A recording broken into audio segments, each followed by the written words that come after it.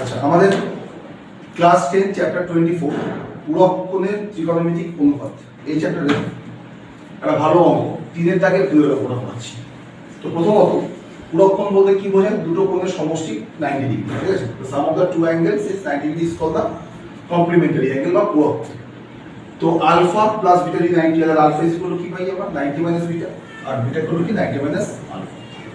অঙ্কটা আমি টুকে রেখেছি আগে থেকে। কি দিয়েছে? LHS equal to cot beta plus cos beta, আর RHS দিয়েছে cos beta by cos alpha into 1 plus sin beta.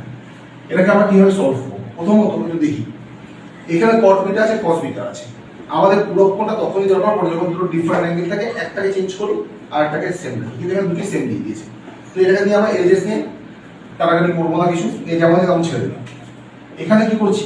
এই যে cos বিটা আছে এটা রাখলাম, এই যে cos আলফা এটাকে আমরা লিখতে পারি cos আলফা মিন্স কি? 90 মাইনাস বিটা, ঠিক আছে, ইনটু 1 প্লাস sin। তো cos বিটা মিন্স cos রাখলাম, cos বিটা, আর এটা মানে কি? sin 90 মাইনাস বিটা, এটা হয়ে যাবে sin বিটা। আমাদের ফর্মুলা আছে একটা, সেটা কি? সেটা হচ্ছে কি cos 90 degree minus theta is equal to কি? sin theta. এটা এই চ্যাপ্টারের ফর্মুলা। আর এটা যেমন আছে তেমনি থাকলো। তাহলে সবকটা অ্যাঙ্গেল আমার কি?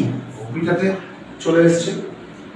তো cos beta by sin beta means হচ্ছে কি? cot beta. cot beta 1 plus sin beta. So cot beta এবার গুণ করছি।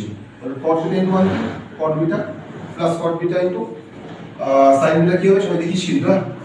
লক্ষ্য রাখিস কাছে, cot beta into sin beta. So cot বিটাই থাকলো। আচ্ছা, cot বিটা মানে কি? cot বিটা যদি ভাঙি তাহলে cos beta by sin beta into কি হবে? sin beta.